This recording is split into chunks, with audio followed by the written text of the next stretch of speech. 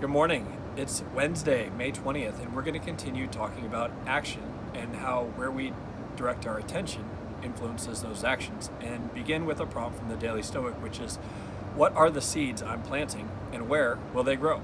So this prompt actually comes from a letter that Seneca had written to his friend, in which he writes, what's the point of having countless books in libraries whose titles could hardly be read through a lifetime?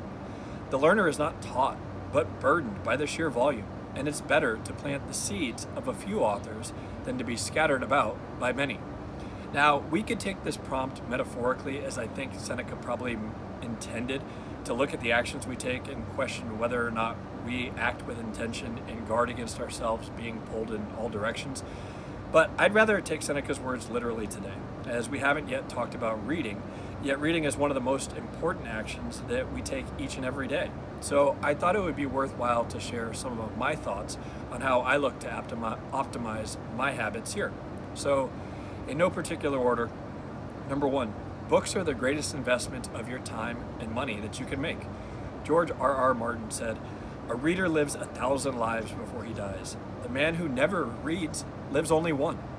Books are our direct access to the wisdom and perspective of others who came before us. I mean, it definitely comes across in my writing as an amalgamation of the thoughts and perspectives of the people who came before me that I've then distilled down and internalized.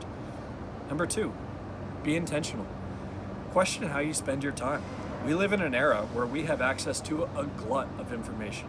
As with most things in life, and so with respect to reading, quality matters far more than quantity. Edgar Allan Poe said, "I never pick up something that I can't put down." Now, I would be a little bit more tolerant here and say that if you aren't loving it, first think critically if you're truly open to the message. And if you still don't love it, then stop reading. You can always come back to it. And that leads me to the next point. Number three, reread something from your past. You aren't the same person who first read that text.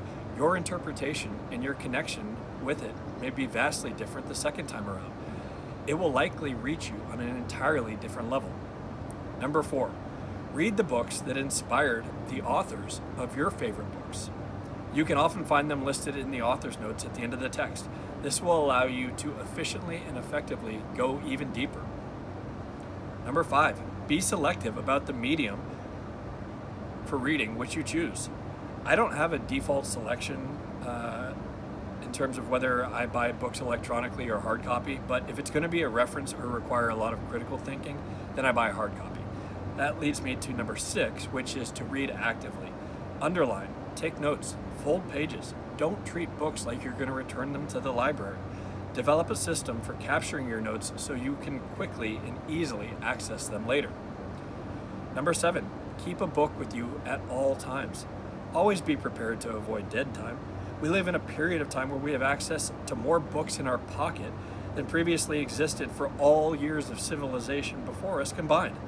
I make sure that I always have an engaging electronic book ongoing on my Kindle, on my phone, to make sure that I can capitalize on that time spent waiting in a waiting room.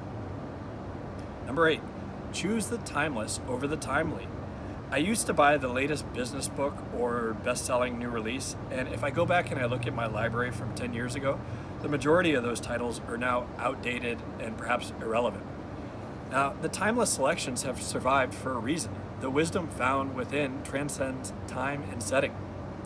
Number nine, keep a running list of the books you want to read. This isn't about quantity, as it might seem at first.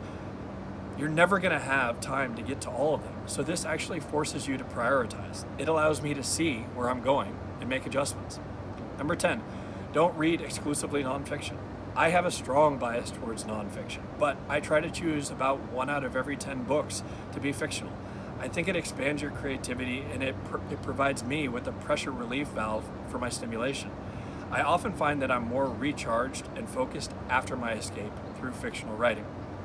Number 11, every once in a while, read something you may not agree with. It's easy to stay where we're comfortable because it helps us whenever we feel that our beliefs are validated. I'm reading a book right now that makes me very uncomfortable, but it forces me to think even more critically and examine alternative viewpoints. Number 12, don't question the money that you spend on reading. Aside from life's basic necessities, There is nothing that I buy that has such a high return on investment as books, especially if I follow most of the points that I've already mentioned here. Now, if a book speaks to you, buy it. Even if you're not ready for it right then, you will be at some point in the future. So to wrap this up with a quote from Dr. Seuss, when I think he summed it up perfectly with a classic rhyme, the more you read, the more things you will know. The more that you learn, the more places you will go. And that's why books hold such a special place in my life, and I hope they bring just as much joy and growth to yours. Have a great day. Bye.